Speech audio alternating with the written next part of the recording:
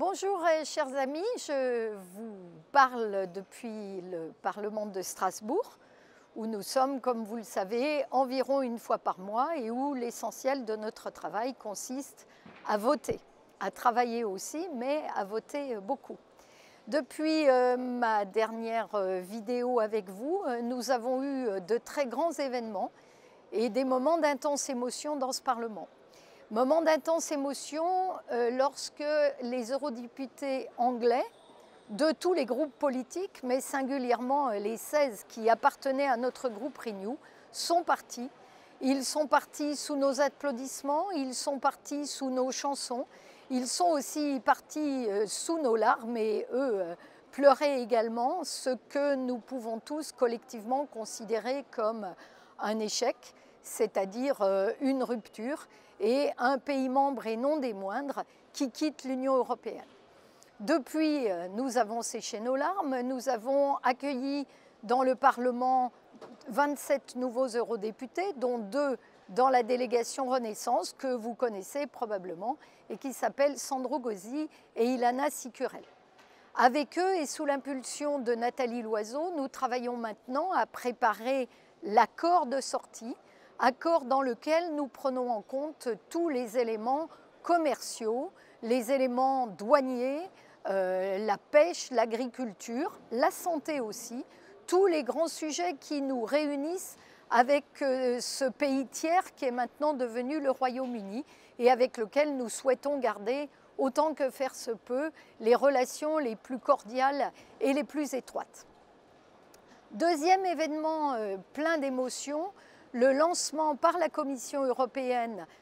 du plan cancer, le lancement exactement d'une concertation citoyenne pour recueillir les attentes des Européens sur un plan cancer. J'ai eu l'immense honneur d'accueillir au Parlement européen de Bruxelles Madame la Présidente Ursula von der Leyen et Madame la Commissaire à la Santé Stella Kyriakides. Nous avons toutes rappelé notre engagement pour ce plan cancer, la volonté que nous avons de traiter les grands sujets qui nécessitent l'échelle européenne,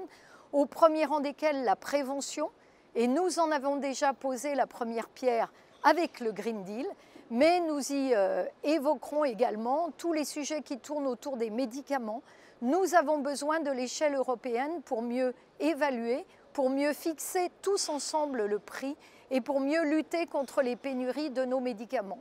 Nous avons également évoqué toute la phase de retour à la vie affective, professionnelle et sociale normale après un cancer et nous y avons été formidablement aidés par les témoignages de patients survivants qui sont venus nous apporter toute l'énergie et toute la force de leur vécu et de leur traversée difficile de ce moment où on est guéri mais on n'est plus jamais comme avant. Enfin et surtout, tout groupe confondu pour une problématique qui n'est ni de droite ni de gauche, le cancer, nous avons évoqué le fait que nous ne réussirions les progrès dans cette maladie que si nous étions capables de faire en sorte qu'il profite à toutes et à tous, sans discrimination, sans distinction d'un pays à l'autre, voire même d'une région à l'autre, et en gardant toujours un regard et une main tendue vers les pays comme l'Afrique, qui sont, comme vous le savez, moins bien nantis que nous dans leur système de santé. Donc, émotion du Brexit, émotion du plan cancer. Nous avons également beaucoup travaillé ces derniers jours sur un problème de santé que vous ne pouvez pas ne pas connaître et qui est celui de l'épidémie de coronavirus qui frappe la Chine, sous forme d'une épidémie et l'Europe sous forme de ce qu'on appelle des clusters, c'est-à-dire des cas plus ou moins regroupés, peu nombreux et qui sont pour le moment parfaitement bien contrôlés par l'isolement et la détection de personnes ayant été en contact. Comme vous le savez, la question est plus difficile en Chine où l'épidémie est beaucoup plus importante, où on compte déjà environ 1 millier de morts et où bien évidemment l'étendue du pays et la masse de la population rendent le sujet difficile.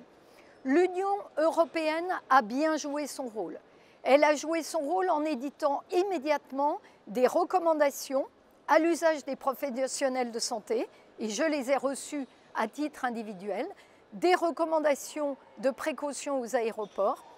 Et la Commission européenne a co-organisé et cofinancé le rapatriement d'un certain nombre de ressortissants européens, en particulier ceux qui vivaient à Wuhan. Elle a également financé à hauteur de 10 millions d'euros la recherche pour mieux connaître le virus et surtout pour fabriquer un vaccin. Elle a également, comme l'Organisation mondiale de la santé, eu